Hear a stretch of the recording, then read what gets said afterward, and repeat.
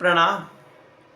फाल्गुन मास कृष्ण पक्ष चतुर्दशी तिथि महाशिवरात्रि का आगमन हो रहा है। सबसे पहले आप सभी को महाशिवरात्रि की हार्दिक शुभकामनाएं।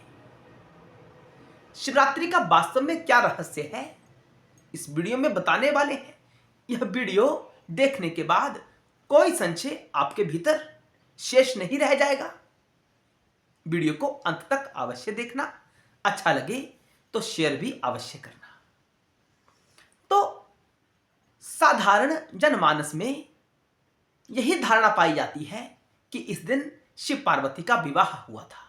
केवल इतना ही ज्ञान जो सब जानते हैं, लेकिन वास्तविक सत्य रूपेण क्या हुआ था इस दिन, वो आपको इस वीडियो में हम बताने वाले हैं। कहा जाता है मार्ग शीर्ष मास आद्रा नक्षत्र को सबसे पहले शिव की ज्योति प्रकट हुई थी। वह ज्योति प्रकट क्यों हुई थी, क्या रहस्य है इसके पीछे, पहले इसको जानते हैं। सृष्टि के आरंभ में ब्रह्मा और नारायण यानी उत्पत्ति और पालन करने वाली शक्ति के बीच युद्ध आरंभ हो जाता है। क्यों? अहम को लेकर, अहम जागृति को लेकर। जिस प्रकार हमारे तुम्हारे बीच भी अहम रहता है, हम हमेशा कहते रहते हैं मैं बड़ा, तू नहीं, मैं बड़ा। यही धारणा सृष्टि के आदिकाल में ब्रह्मा और विष्णु के बीच प्रकट हो गई थी। उन दोनों के मध्य में युद्ध को रोकने के लिए अग्निस्तंभ प्रकट हुआ, शिव की ज्योति प्रकट हुई। तो उसी दिन से वो दोनों शक्तियां जान गई, यानी उत्पत्ति करने वाली शक्ति और स्थिति करने वाली शक्ति, दोनों को ज्ञान हो गया कि बड़ा तो कोई और ही है। ना पैदा करने वाली शक्ति बड़ी, ना स्थित करने वाली शक्ति बड़ी। जिससे ये दोनों शक्तियां उत्पन्न होती हैं, वास्तव में वही शक्ति सबसे बड़ी होती है। वही महान से महान शक्ति है, वही पवित्र से पवित्र शक्ति है। दोनों को ज्ञान हुआ, दोनों को जागृति हुई, अहंकार उनका समाप्त हुआ। तो उन दोनों ने उसी दिन से, जिस दिन में उनको ज्ञान हुआ, पूर्ण सत्यता का ज्ञान हुआ, उस दिन ब्रह्मा और विष्णु ने सबसे पहले उस अग्निस्तंभ की आराधना की, पूजा आराधना की। उसी दिन को शिवरात्रि का दिन कहा जाता है। किस दिन को? जिस दिन सर्वप्रथम सृष्टि के आदिकाल में ब्रह्मा और विष्णु ने शिवलिंग की आराधना की थी, उस दिन को महाशिवरात्रि का दिन कहा जाता है। शिव ने कहा, शिव महापुराण में वर्णन है, हे पुत्रों, तुम दोनों ने जिस दिन यह आराधना की, यह दिन परम पवित्र महान से महान दिन कहलाएगा और इसी को आज से शिवरात्रि कहा जाएगा। मैं आपकी आराधना से अति प्रसन्न हूं और आज से मैं वरदान देता हूं कि जो इस दिन मेरा आराधना करेगा, मेरे शिवलिंग की आराधना करेगा या मेरी मूर्ति की आराधना करेगा, वह शैव धर्म में वृद्धि करने वाली रात्रि होगी। जो संपूर्ण वर्ष में पूजा आराधना करने से फल प्राप्त होता है, वही फल केवल एक रात्रि यानी शिवरात्रि को पूजा आराधना करने से प्राप्त हो जाएगा। यह शिव का वरदान है। इसी दिन ब्रह्मा को ज्ञान हुआ, नारायण को ज्ञान हुआ सत्यता के बारे में। तो दर्शकों, मैं आपसे अनुरोध करना चाहता हूं कि हमारे लिए भी यह रात्रि ज्ञान प्राप्त करने वाली रात्रि होनी चाहिए। ज्ञान प्राप्ति करने वाली रात्रि का अर्थ है जागृति वाली रात्रि, जागृत होने वाली रात्रि। शिव ने कहा कि जो पूरे वर्ष में पूजा आराधना से फल की प्राप्ति होती है, वो केवल एक रात्रि में ही प्राप्त हो जाती है। तो हम सबको इस रात्रि शयन नहीं करना है। चारों पहर, 4 पहर होते हैं ना शिवरात्रि में, सबको पता है। चारों पहर शंकर जी की समर्पण भाव के साथ आराधना करनी है। आपकी जागृति हो जाएगी, आपको संपूर्णता का ज्ञान होना आरंभ हो जाएगा। शिव ने महावाक्य कहा है, शैव धर्म की वृद्धि के लिए इस रात्रि में पूजा आराधना करना बड़ा आवश्यक है। आप शंकर जी के भक्त हैं तो कैसे सो सकते हैं आप शिवरात्रि के दिन?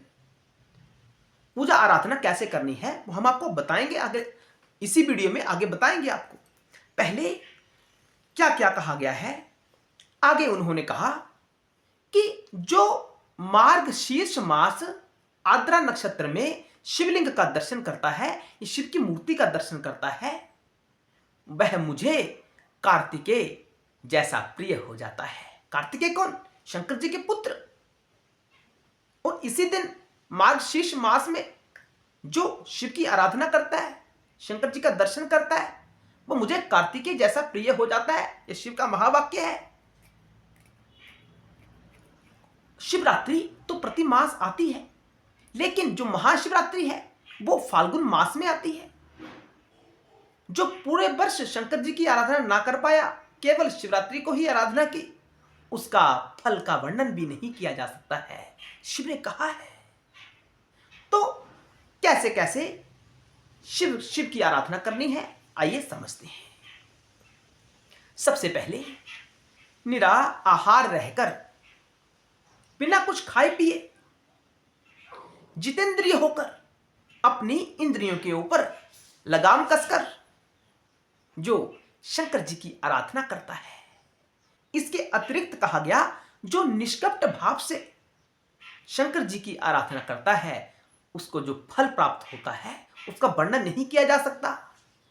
भूखे पेट रहकर, निष्कपट भाव से, श्रद्धा भाव से, जितेंद्रिय रहकर, यह इंद्रियां ही तो गलत कार्य करती हैं ना, इन इंद्रियों के ऊपर लगाम कसकर शंकर जी की आराधना करना शिवरात्रि के दिन, आपको पूर्ण ज्ञान प्राप्त होगा, आपको आत्मा का ज्ञान प्राप्त होगा।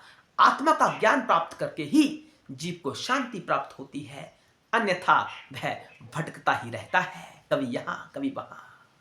इच्छाएं समाप्त ही नहीं होती जब तक आत्मा का ज्ञान प्राप्त नहीं हो जाता।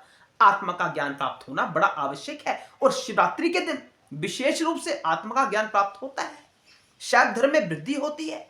इसी दिन से आरंभ कर दीजिए शंकर जी की आराधना। अगर आप शंकर जी की आराधना नहीं करते हैं तो इस शिवरात्रि से आरंभ कर दीजिए। कैसे आराधना करनी है? चारों पहर में जितना आपको समय प्राप्त हो सके, जितना ज्यादा आप कर सकते हैं, हो सके तो निरंतरता के साथ यह आराधना पूजा की जा सकती है। अपने सामने घर में ही जहां आप हो वहां स्वयं को एक आसन पर स्थित करें। अच्छा आसन होना चाहिए, पद्मासन, सुखासन या अन्य किसी आसन पर स्वयं को बिठाएं।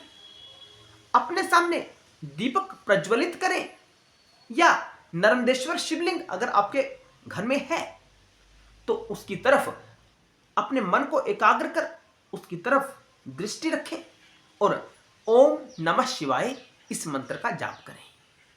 या किसी शिवालय में जाकर शिवलिंग के सामने बैठें आसन के ऊपर, और शंकर जी की तरफ देखते हुए ओम नमः शिवाय, ओम नमः शिवाय, या केवल शिव शिव शिव ऐसा पूर्ण रात्रि कहते रहें। आपके भीतर एक ऐसा ज्ञान का प्रादुर्भाव होगा जिसकी आवश्यकता है। मनुष्य जीवन का उद्देश्य तभी सफल होगा जब आपको वह ज्ञान प्राप्त होगा। वह आपको शिवरात्रि ज्ञान प्राप्त प्रदान करवाती है। वह महेश्वर की रात्रि है, पूर्ण जागृति की रात्रि है, आत्मा को जागृत करने वाली रात्रि है। तो इस बार इसी प्रकार शिव जी की आराधना करें, आराधना अवश्य करें।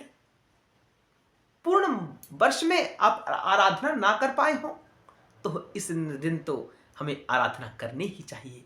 ये बड़ी महत्वपूर्ण रात्रि है, शिव की रात्रि है, आत्मा परमात्मा की रात्रि है, आपके बाबा की रात्रि है। इसलिए हर हर महादेव, जय शिव शंकर, जय भोलेनाथ।